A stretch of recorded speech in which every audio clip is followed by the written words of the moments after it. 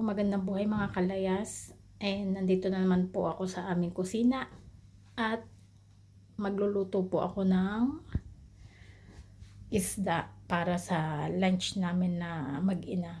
Ito po yung isda na ang pangalan ay dorada. Malinis na po siya, binili namin kagabi sa supermarket. Maliit lang po ang kinuha namin kasi dalawa lang naman kami kakain. Tapos po mamaya gagawa ako ng sausawan gamit ang kamatis, sibuyas, luya, tsaka po lemon. Samahan niyo po ako uli sa pagluluto. Yan po mga kalayas, nagpapainit na ako ng kawali. Diyan ko po lulutuin sa malaki kasi po medyo malalim siya kaya magandang pagprituhan. Ayan po mga kalayas, meron na po siyang asin. Yan po, nilagyan ko na po siya ng mantika. Gagamit po ako ng used oil kasi po isda naman siya, kaya okay lang po. Tapos po pagka natapos na, itapon ko na rin po para hindi na siya magamit. Tapos habang nagpiprito po ako, maggagayat po ako ng kamatis para sa sausawan. Ayan na po ang ginayat na kamatis. Sunod ko naman po ay sibuyas. Yan po sibuyas natin. Yan po ang sibuyas, nagayat na. Tapos po, luya naman ang ating susunod na gagayatin. Ayan, gayat na rin po ang ating luya. Sunod po, lalagyan ko ng sili. Nakalimutan ko pong sabihin para po masaya. Ayan po mga kalayas, may sili na. Yan pong siling yan ay dried kasi po wala ako nung fresh.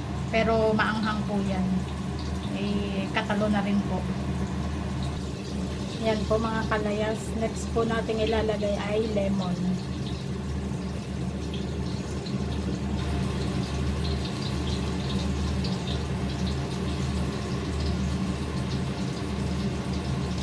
Yan. Sunod po ay toyo. Yan po ang toyo.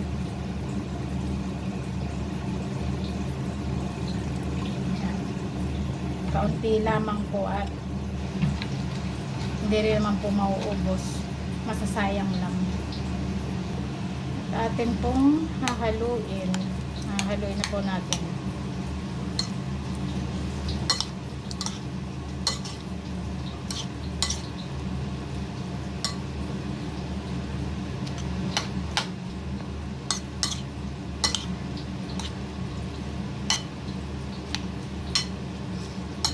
Tapos i-check po natin ang aking pinipritong isda. Yan po.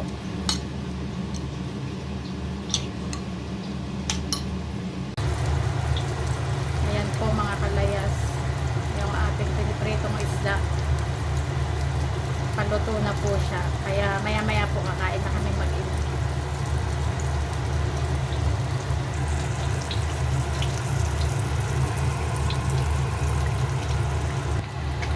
Babalik ta rin na natin.